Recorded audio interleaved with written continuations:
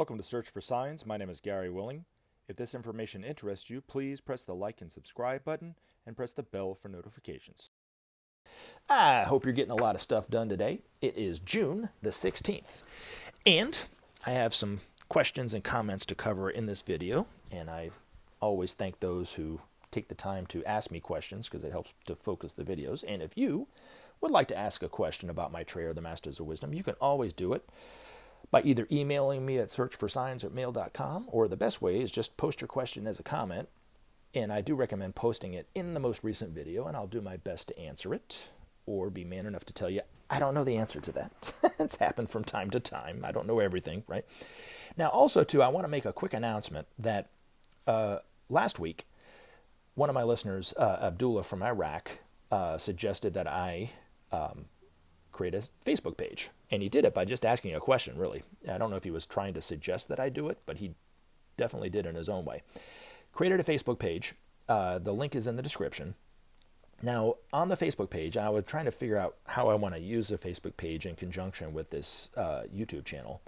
I think one of the ways that I'm going to do it now is I'm going to start putting up videos from different sources about the miracles that we talk about, whether they're UFOs, healing waters, crosses of light, that kind of stuff, the Hindu milk miracle and so forth.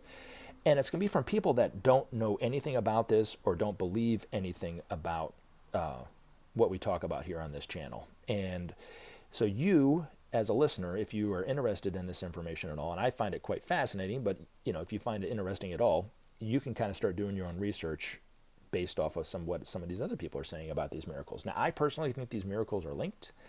I think they point to the fact that Maitreya, the one awaited by all the world's religions, is here now. But, you might not believe it. You might believe it a little bit or whatever.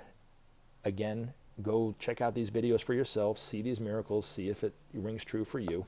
And then, you can kind of make heads or tails of it on your own. So that's the reason why I'm thinking of it. That's the intention, I think, of the Facebook page for now. And we'll see how it goes from there. But hopefully it will help and make things a little bit more... give you a little bit more in depth on this wonderful story. But anyway, all right. First question comes from Tao Zen Chi.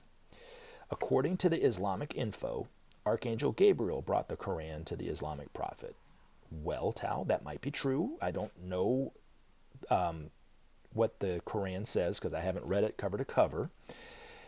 Now, esoterically speaking, it was not the Archangel Gabriel, it was the Master Jesus who did it. Now, just like with the Bible, there's not really any references to the Masters in the Bible. It doesn't mean that they're not true. It just means that there's not any references in the Bible to it. The only reference I know of the Masters in the Bible is actually in the Old Testament, Hebrews 12:23, just men made perfect. And they were talking about the Masters specifically in that one sentence, but that was about it. Now, just because Maitreya is not written in the Bible, because people have asked me that before, why is he not written in the Bible, or where can I read in the Bible that he's written, doesn't mean that he doesn't exist, and doesn't mean that these masters don't exist. It just means they weren't written in the Bible, like I was saying. Okay, just like I always kind of point this out. Like if you look at the internal anatomy of a person, right, the only organ that they really talk about is the heart. Right? Now, they do talk about the eyes and the ears and the hand and maybe the feet, I guess, which aren't internal organs, but you know what I'm saying. When it comes to the anatomy, there wasn't a lot listed in the Bible. Now, just because they didn't mention the liver or the spleen or the stomach or the liver or the pancreas or the lungs or the spine or the brain even, does not mean that those organs do not exist. It just means it wasn't written in the Bible. The esoteric truths in the Bible and the Quran, when people start to, know more and more about the Masters of Wisdom, more and more about their laws and their priorities and their teachings, when you start to read the Bible, you'll start to pick up more on the fact that that's what they were talking about 2,000 years ago. Jesus now is a master living in Rome. One of his jobs will be to help clean up a lot of the distortions in the Bible and bring it truer to what he was talking about 2,000 years ago. So as far as I'm concerned, it's very naive to think that that there's no distortion in the Bible, that it's 100% pure, it's pure as the driven snow, that it was never touched by man, it's all the Word of God. That is, lack of a better word, very, very naive. And there's of course, a lot of distortion. You have to really dig and try to find it and make it true for yourself. But there's a lot to learn from in the Bible, for sure. But to take it as 100% accurate after thousands of people wrote it over thousands of years, I don't know. Doesn't really make a lot of sense. But anyway, I say all that to say that in the future, I'm sure when people know about these masters, and of course know about the Master Jesus, he will come out and say, yes, he was the one that wrote it through the Prophet Muhammad. But anyway, yes. Now, when I talk about esotericism or esoteric, that just means that which is hidden. It doesn't mean that which is hidden for all time. It just means right now. It means that not everybody knows about it, or the majority of people don't know about it. So I always use this as an example with the flat earthers, right? With the exception of people who are denying science, denying their eyes when it comes to pictures and so forth, and are believing the world is flat, right? I'm not talking about them. Esoterically, or the exoteric knowledge of the world was that the world was flat hundreds, thousands of years ago, because that's the way people kind of experienced life, right? I mean, the world's flat, right?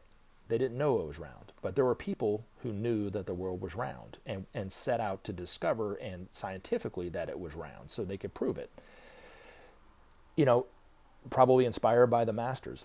That was a big step for humanity to see the world as round and not as the center of the universe and flat, right? So it had a lot of ramifications other than just the knowledge that the world is round now, right? But esoterically, there were people that knew it. And as time went on, that information became more and more and more and more people knew it, more and more people understood it, more and more people saw it as true, to where now the majority of the people in the world see the world as round, right? Know it's round. If you ask them, is the world round or flat? They say, no, of course it's round. I mean, you can see pictures, you got a globe, you got this, you got that. And so that's now the exoteric knowledge of the world, right? Again, I'm not counting the flat earthers in there. I think they're idiots for thinking that. But anyway, we teach our own. We have to kind of come to the truth of life in our own, pace, right? But when it comes to the exoteric knowledge of evolution on this planet, right? One would tell you that humanity is at the top, right? That that's it, right? In fact, actually, there was an article that was written online not too long ago that said scientists have now discovered 36 planets in the entire galaxy that have life, that they think have life, which is a great step for them, right? To even admit that, right? Well, the esoteric knowledge is that all life is all planets are teeming with life. We just can't see it. So even our closest planets like Mars and Venus actually have life on it, right? The other thing is that above humanity is another kingdom called the hierarchy of masters, or the kingdom of souls, or like I said, the masters of wisdom, or so forth. They make up the love nature of God. Okay? Humanity makes up the intelligence aspect of God. Those two kingdoms are starting to come together. We're seeing the beginning stages of it now, with the masters about to come back out into the world and teach us. But with Maitreya being on TV, this is the very, very beginning stages of those two great kingdoms coming together, where eventually more and more people from humanity will start to enter the kingdom of heaven, or the kingdom of souls, or the hierarchy of masters and so forth, and become initiates and then eventually become masters themselves. It's a process that will take hundreds, probably thousands of years, but eventually those two great centers will become one. And then there's a higher center on the planet called Shambhala, which is the will aspect of God. And over time, the three centers will become one unified center. But that's a whole other talk show with Oprah. But anyway, I say all this to say, but that's the esoteric process that's going on today. Now, it leads me to the next question, which somebody brought up. This is from Christian Myers. Hey, Gary, hope you're doing well. Well, thanks, Christian. I am, and I hope you are as well. Thanks for asking. Do you think the emergence of Gregory Joseph Hallett is in any way connected to the Masters or Maitreya's return? Thank you. Well, from what I read, Gregory Joseph Hallett is claiming to be the real heir of the throne of England, right? And that Queen Elizabeth is not. Well, I think it's fascinating read. Do I think anything's going to happen of it? Probably not. I mean, Queen of England is what, in her 90s now. I don't think anything's going to change anytime soon. Really fascinating stuff. Now, Christian, what you got to understand is that when it comes to the Masters and Maitreya's return, okay, I'll kind of sum up the brief history of it. Most Christians believe, and even in other religions, they believe that they're awaited teacher. It will come in some kind of mystical way, eventually, sometime, okay? Denying the laws, especially the law of cause and effect, denying other laws and so forth, that would even bring that about. They just think, well, eventually, Jesus is going to come back from the clouds, bada bing, bada boom, we're good, right? Unless you don't believe in Jesus, then you're bad, and then it's quite bad for you. But anyway, the reappearance of the Christ in the Masters of Wisdom is not a single event. It's a huge process that's taken eons for us to even get to this point, okay?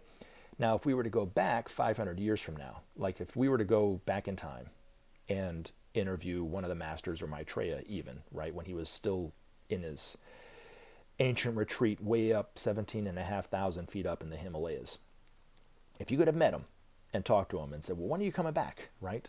He would have told you it would have been another 1,000 years from where we are today. So it'd be another 3,000 years.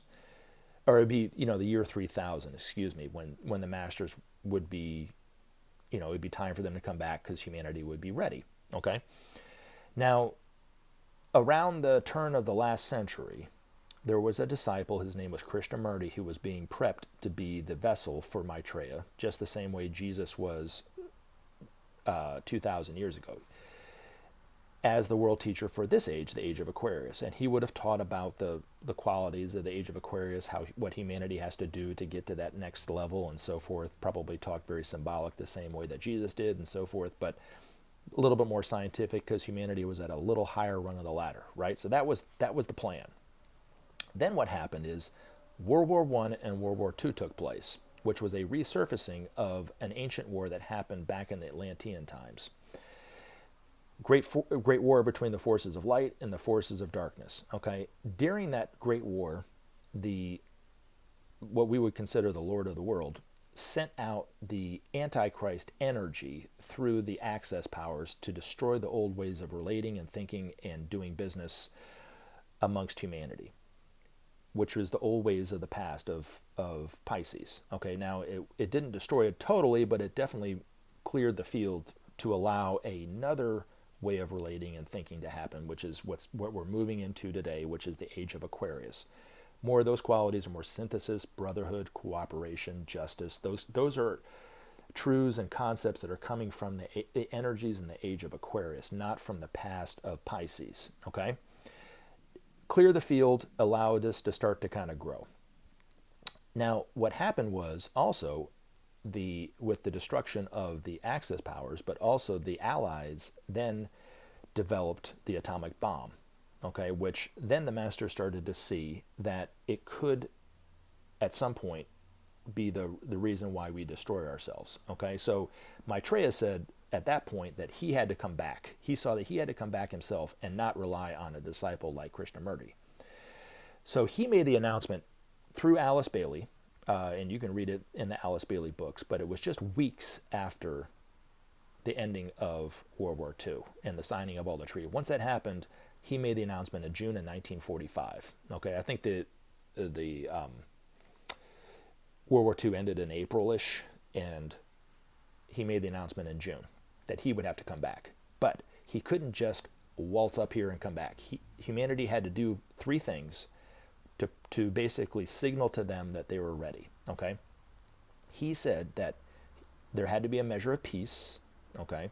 The principle of sharing had to at least start to govern the minds of the world leaders, okay? Which that one, I think, was pretty clear because the United States started to share their resources with Western Europe, with the Marshall Plan. And you can look it up on Wikipedia and see how long it took and the process of that. But that's basically the United States just took some of their excesses and gave it to Western Europe.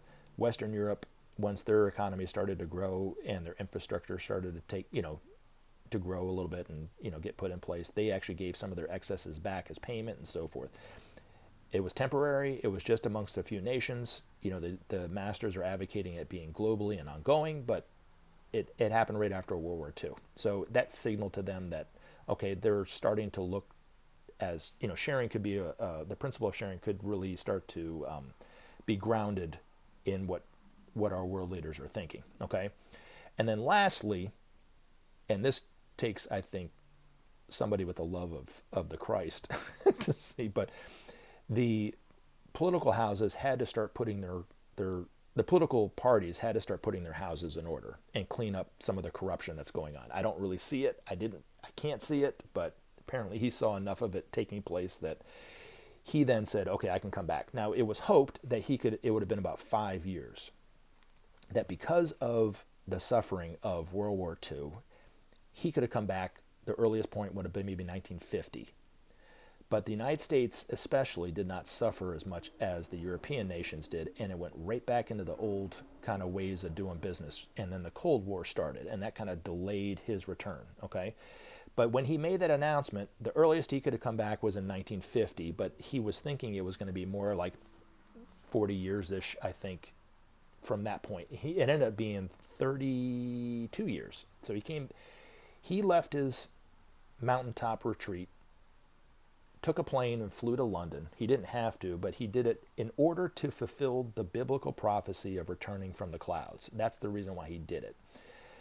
Not because he had to. He can think himself from point A to point B anywhere in the world at any time within a fraction of a second, but he took the time to get on a plane and fly it there, okay? He did that on July 19th, 1977. That's when he entered London.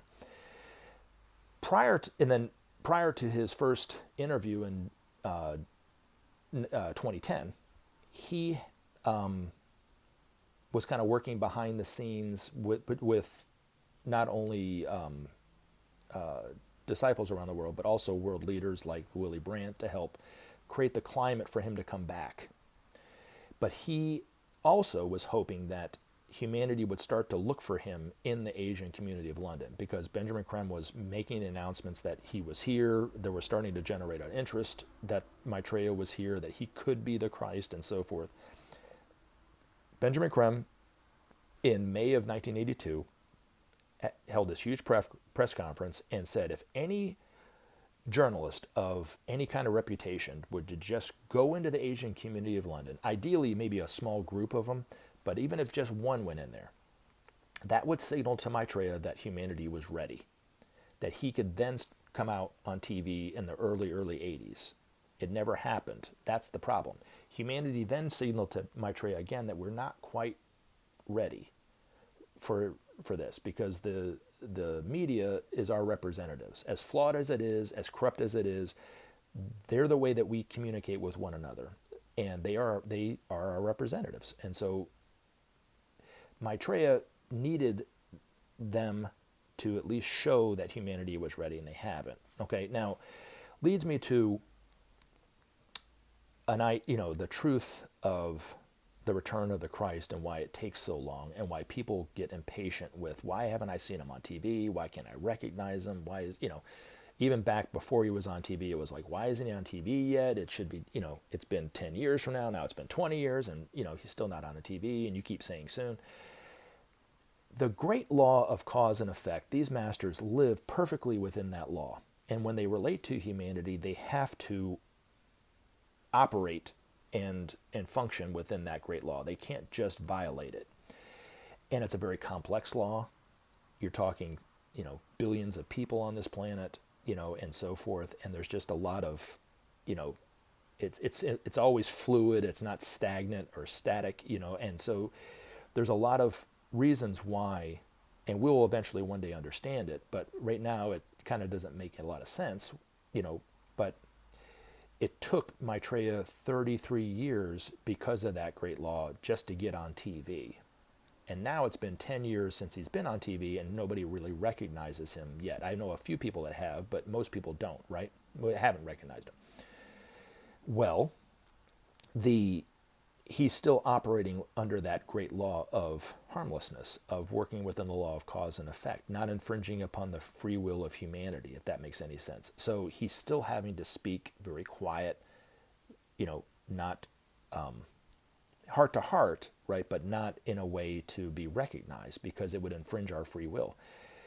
Once humanity starts to become more and more ready, and I do think that the crisis that we're going through today, actually the several crises that are going on at this moment in time this year, are going to hasten it, and make it faster for him to come, to the point where he's actually talking more direct with humanity. But right now, he's still talking very quietly or very gently on TV, but he's operating within that great law of cause and effect, and therefore can infringe on our free will. But once humanity, through our representatives, asks him questions that would indicate to him that we are ready, then he'll start to ramp up his message, and it will be easier and easier and easier, and more of us will start to recognize him. But that's kind of where we're at. But it's a huge law. It's very complex.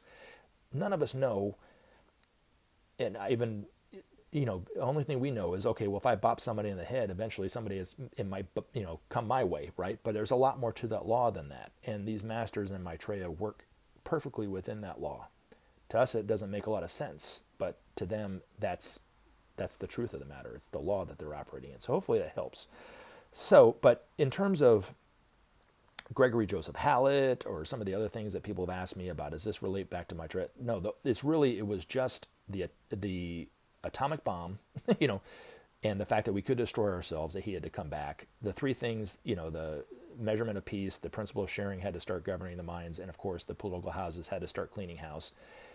And then the representatives of humanity asking Maitreya to come on TV. And those are really the only things that really relate to Maitreya, if that makes any sense. So hopefully that answers that question, Christian. Now, real quick before I go, I do want to read one of Benjamincreme's master's articles, because I think it really relates to what we're seeing today with the marches in the streets, right? And if you read some of the signs that people are holding as they're marching, a lot of them say, no justice, no peace. And you'll hear them chant that, as they're walking down the street, no justice, no peace, no justice, no peace. Well, this is coming from the mind of a master, but this is what the masters and Maitreya see as justice. They see it as divine, but they don't see it the way that even probably the people who are marching in the streets are seeing justice. So the only way that they know to create true justice in the world is to start the principle of sharing. That's the only way to do it. So we can't do it through our legal system. We can't do it through getting rid of that politician and bringing another politician in. It's got to come from the people. So anyway, hopefully this helps. And as always, if you find Benjamincreme's master's articles as enlightening as I do, definitely look them up, on Amazon. Get some of these books for yourself and read them yourself. They're amazing. All right, Justice is Divine, and it was published in May of 1984. All right, Justice is Divine, longed for by millions bereft of its sacred balance. Justice brings to the world of men the harmony of God. As a looking glass reflects the image of man, so does justice reflect the nature of the divine. The measure of the lawlessness of the time is known by the degree of injustice in the world, and today injustice stalks the poor on every hand. Legally, justice rules the field of social regulation, of crime and punishment, but fundamentally, justice has to do with the laws of God, which work towards harmony and correct relationship. Every injustice, however small, brings disharmony to the whole. Today, so great are the areas of injustice in every land that extraordinary measures are required to prevent total chaos. Injustice is a denial of man's divine potential. It separates man from man and humanity from God. Throughout the world, many are struggling to free themselves from age-long injustice, exploitation, and tyranny. To set down at last the yoke carried by their forebears. We, the watching hierarchy, commend their struggle, for we see it as the expression of the divine spark in all men, yearning for freedom and justice. We give them our hand and we gaze with compassion on their plight. There are those who would deny that all men have equal rights to a share of God's providence. Those who argue thus have listened only to the voice of the separated self, forgetting that naught that they have and hold but comes to them from God. When men take heed of the voice of God within them, they will find in sharing and justice the only answer to man's ills. Today, more and more, that voice of the inner God is being heard. On all sides are arising spokesmen for the dispossessed. The clamor for justice is growing and soon will swell into a crescendo of sound, drowning out the cries for caution which issue from the representatives of the past. How can there be two worlds when the world is one? How can there be division when the law is the same for all men? Presently, men will understand that the suffering of the many is the illness of the whole, and that justice alone will provide the cure. Aid provides but half the answer. Though aid is essential now, justice must blossom fully in the garden of men's hearts and so set all men free. Justice creates the conditions in which man can know himself as God. Linked to his brother by love, he can take boldly in his hands his future and fashion it according to the blueprint of God.